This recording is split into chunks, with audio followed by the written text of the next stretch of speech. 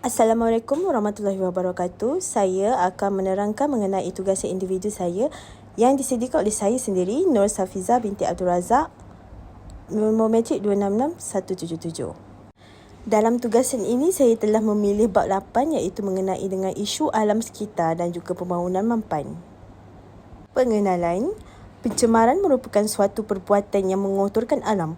Pencemaran adalah suatu perbuatan yang tidak bertanggungjawab yang dilakukan oleh sesiapa sahaja yang mengakibatkan kekotoran dan kerosakan alam sekitar. Alam sekitar pula bermaksud sekeliling atau lingkungan. Alam sekitar merupakan suatu yang dilihat kepada suatu fizikal yang melingkungi suatu organisma yang ada di bumi.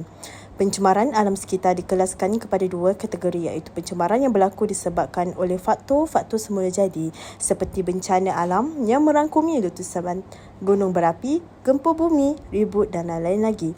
Dan pencemaran kategori kedua merupakan pencemaran yang berlaku disebabkan oleh faktor-faktor manusia. Terdapat beberapa jenis pencemaran iaitu pencemaran udara, pencemaran air, pencemaran bunyi, pencemaran tanah dan juga pencemaran sisa pepejal. Di Malaysia, isu pencemaran ini bukanlah suatu isu yang baharu, malah isu ini akan didengari hampir setiap hari. Pencemaran ini berlaku akibat sikap ketidakbertanggungjawabkan setengah pihak yang mengambil mudah akan isu pencemaran alam sekitar. Isu alam sekitar. Di Malaysia, isu alam sekitar yang sering berlaku adalah pencemaran air dan juga udara. Pencemaran ini biasanya berlaku di kawasan-kawasan yang giat dengan aktiviti perindustrian. Pencemaran ini berlaku oleh kerana sikap organisasi yang tidak bertanggungjawab dan mengambil mudah akan isu alam sekitar. Sebagai contoh, isu pencemaran air yang berlaku di Sungai Kim Kin, Pasir Gudang Johor pada tahun 2009 yang lalu. Pencemaran ini berlaku akibat pembuangan bahan buangan terjadual jenis CSW311 secara terus ke dalam sungai. Akibat daripada perbuatan ini, kesan yang besar telah menimpa seluruh penduduk di sekitar Sungai Kim Kin. Akibat daripada isu ini, kerajaan Malaysia terpaksa membelanjakan kos yang sangat besar untuk membersihkan semula pencemaran yang berlaku. Kerja-kerja merawat pencemaran ini melibatkan pihak dan agensi yang mana kerajaan terpaksa membelanjakan kos yang besar. Ini hanya merugikan ekonomi negara. Nama negara Malaysia juga turut diperkatakan di peringkat global oleh kerana sikap tidak bertanggungjawabkan mereka. Punca isu alam sekitar. Punca berlaku isu alam sekitar adalah daripada sikap individu dan organisasi yang tidak bertanggungjawab, kekurangan kesedaran sivik dan sikap tidak bertanggungjawab dalam kesetengah individu dan organisasi, pembangunan yang tidak terancang, kelemahan dalam pelaksanaan undang-undang. Sebagai contoh yang boleh kita lihat adalah daripada pembuangan sampah sarap ke dalam sistem peparitan oleh sesetengah individu dan pembuangan bahan buangan terjadual ke dalam sistem peparitan tanpa dirawat terlebih dahulu yang dilakukan oleh sesetengah organisasi akan menyumbang kepada isu alam sekitar. Apabila penggunaan sesebuah jentera berat dalam aktiviti pembinaan, bunyi yang kuat yang dihasilkan oleh jentera berat tersebut akan mengakibatkan pencemaran bunyi.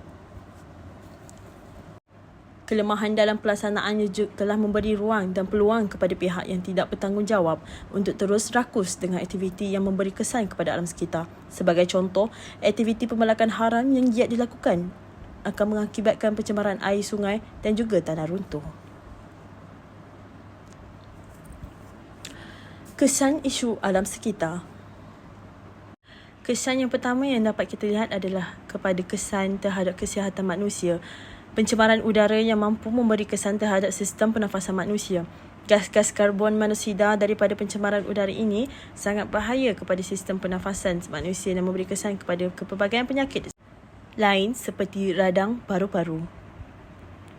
Kesan yang kedua adalah kesan terhadap tumbuh-tumbuhan. Pencemaran udara mampu memberi kesan kepada tumbuh-tumbuhan seperti kerosakan nekrosis. Kerosakan nekrosis ini merupakan sejenis kerosakan yang berlaku kepada tumbuh-tumbuhan yang mana daun-daun tumbuhan-tumbuhan akan guguran dan menjadi yang tidak sihat. Kesan yang seterusnya pula adalah berlakunya penipisan ozon. Akibat daripada isu alam sekitar seperti pencemaran udara, lapisan ozon ini akan menjadi semakin nipis dan akhirnya akan mengakibatkan berlakunya kebocoran.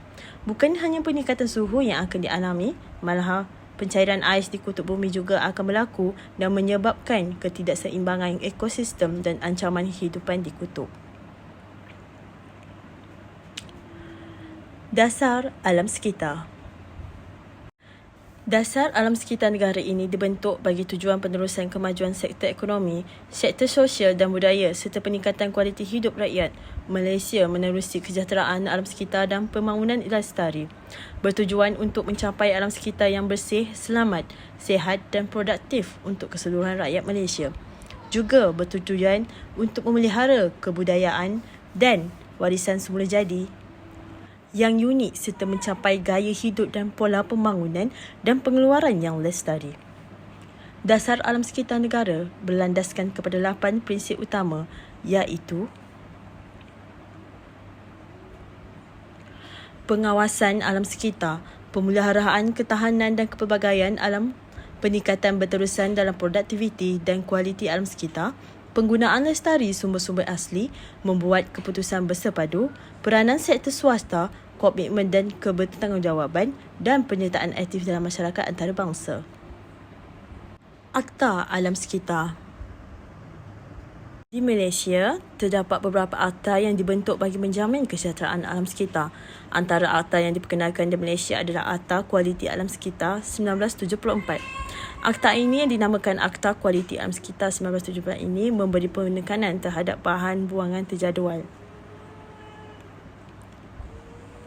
Selain akta yang berikut, terdapat juga akta seperti Akta Perhutanan Negara 1984, Akta Kerajaan Tempatan 1976, Akta Taman Negara 1980. Sebagai kesimpulannya, pencemaran alam sekitar tidak hanya memberi kesan terhadap kesihatan manusia, malah ekonomi global juga akan terkesan. Pencemaran yang tidak terkawal akan mengakibatkan ancaman kepada semua kehidupan lain di bumi seperti haiwan dan tumbuh-tumbuhan yang mana ia menjadi asas kepada makanan manusia. Dasar-dasar awam perlu dipatuhi dalam usaha untuk mengekang daripada berlakunya pencemaran secara tidak terkawal.